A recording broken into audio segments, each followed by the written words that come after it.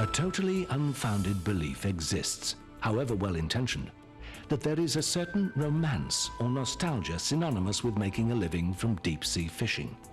Something about being at one with nature. But in reality, whilst it is a major part of our heritage and truly one of our few remaining natural industries, it is without doubt one of the most dangerous, with something like 3 fishermen killed or seriously injured and a vessel lost every week. But just as the power of the mighty oceans of our world remains untamed, so there is yet another force with a mission just as relentless, driven by a respect earned of the very people it serves and protects.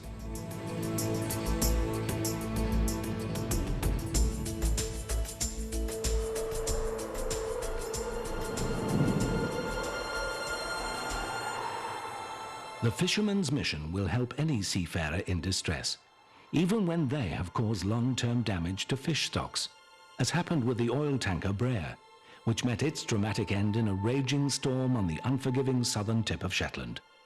34 Greek and Filipino crew were fortunate to be rescued by helicopter and taken to Lerwick Mission, where the dedicated staff and volunteers provided them with comfort and contact with their families, all the basic essentials which we would normally take for granted. In a November storm, a fish processing vessel lost its gallant battle, but due to the bravery of the rescue teams, all 60 crew survived to be cared for at the mission center with expertise and compassion.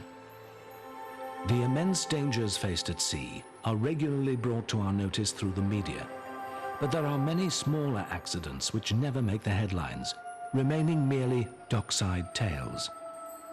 Busted my ribs, punctured my lung, they brought me ashore in scraps. The ambulance and a police car took me to Wick.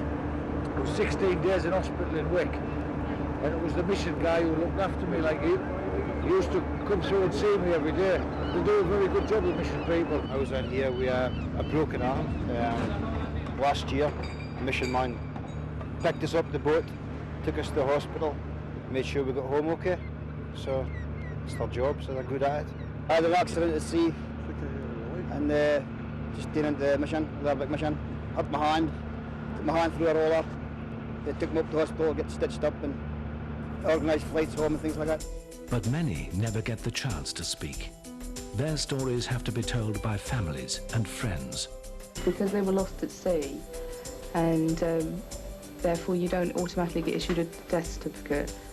And it was at least a year before the mortgage was settled, and you still have to pay your mortgage repayments and things. And although the DSS pay a percentage of it, you still have to find the rest of the money. But what actually happens to those who are left behind? The ones we sometimes tend to forget. Who is there for them to help pick up the pieces when their lives become shattered and the future seems so very bleak? Fortunately, help is quickly at their side, from the Royal National Mission to deep-sea fishermen, to guide them through the difficult times ahead. Help born of the very tragedies which have become legendary for the brave fishermen who have risked their lives daily to provide for themselves, their families and community for generation after generation. It would be wrong to assume that this truly unique service is something new, because the RNMDSF was established way back in 1881 to provide fishermen and their families with financial, practical and spiritual support wherever and whenever required. A goal which today remains the same as that set some 130 years ago. When asked to describe the work of the mission, it is best depicted as a ship's wheel. The hub being the mission, the spokes of the wheel being the outreach work, and the rim of the wheel keeping everything together is the support given by the region organisers and the general public. The practical side of our work is important, but the pastoral and welfare side is of paramount importance. The main work of the mission is for the caring of fishermen, their families, and retired fishermen. The work varies considerably today from the perhaps dramatic rescue at sea by helicopter, then the lifeboat, and finally the mission man, who takes over the welfare caring work at that stage. One has the considerable work of looking after, say, the retired fishermen who may be with failing health and indeed their families. Such activities are often associated with the work of the church, and such is the case with the mission, where during its origins at the end of the 19th century, it took the Christian message and much-needed medical care to fishermen working the North Sea, providing the spiritual help which is so often of vital importance to grief-stricken families who have to face the future with renewed courage. Today, the mission's modern strategy, family atmosphere, and no-nonsense attitude to getting work done has been described as Christianity with its sleeves rolled up. When I was in a ship called Endurance in the South Atlantic, our motto was that ice patrolmen walk on water, in their case because of the ice, but I think the same over the mission man.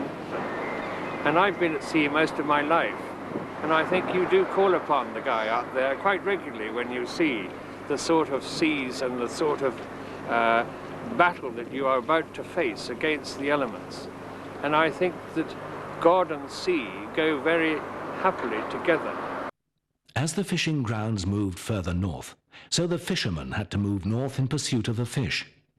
Where great fishing fleets once sailed from major ports, today smaller numbers of fishing boats operate from remote locations all around the coast, where currently there are 14 mission centres. My name is George Shaw. I'm the superintendent at Scrabster Mission. My first duty at 7:30 is to go around the market and have a chat with the men, any of the men that are available, or just to go around and make myself available to them as they're coming in with their boats, or as they're unloading their boats, or else as they're bringing their fish into the market. We're what's called an away port in the mission. We provide a protection for the fishermen when the weather is bad. So our first facility is a community centre, 24 hours, 7 days a week. Then we provide a canteen which is open from 7:30 in the morning to 7:30 at night. And then when the canteen is closed, then it remains open to the fishermen, and I'm available on call for them. The Fishermen's Mission provides 24-hour support through a network of port staff, auxiliaries, fundraisers, and volunteers in over 80 ports. To put the fish on our plate, men risk their lives every day because the threat of disaster is ever present for the fishermen and their families. But coping with disaster is the routine task of the Fishermen's Mission. Whilst the work of a mission superintendent is so often undramatic, unspectacular, and unheralded, it is absolutely essential. In the variety of duties that come to the mission, very few are newsworthy, yet all are an integral part of one theme: practical Christian care for fishermen. To carry out this vital work, the mission needs continuing support from a wide variety of organizations, trusts, and individuals. It receives no government help, and yet the increasing demands and difficulties of modern fishing life mean mounting calls upon the mission's resources of love, care, and compassion, expressed in practical welfare support, putting pressure on the limited finances. Supporters are often unaware that the mission is not exempt from tax and VAT, and suffers an onerous and increasing burden. There is an ongoing need to encourage greater numbers of friends willing to help and sustain this unique service, which is totally reliant upon voluntary gifts to maintain and extend its work. So clearly, without adequate support, there would be no Fishermen's Mission to meet the needs of a modern fishing industry. Throughout the year, an army of dedicated friends give their valuable time and talent to ensure the work goes on. As well as local initiatives organized by the regional fundraisers, there are vital national events, which not only bring in much-needed revenue, but also raise the mission's profile. Among the many valued benefactors who provide trust monies are King George's Fund for Sailors, the Trinity House Trust, Shipwrecked Mariners Society, and the Merchant Navy Welfare Board. Increasingly, friends of the mission see the long-term benefits of continuing their support by remembering the mission and its work in their will, a legacy of care that is increasingly vital to the work. Others are using the latest tax-effective methods of making their donations go even further. There's the National Sea Fish Day, an annual opportunity for our supermarkets, fish and chip shops and fishmongers to give a percentage of their takings to the mission for use among its widows and orphans. And then there's the splendid, hard-working Doorstep Brigade, who for generations has been carrying out the often difficult task of house-to-house collections with dedication and success. That we have to pay for our nutrition.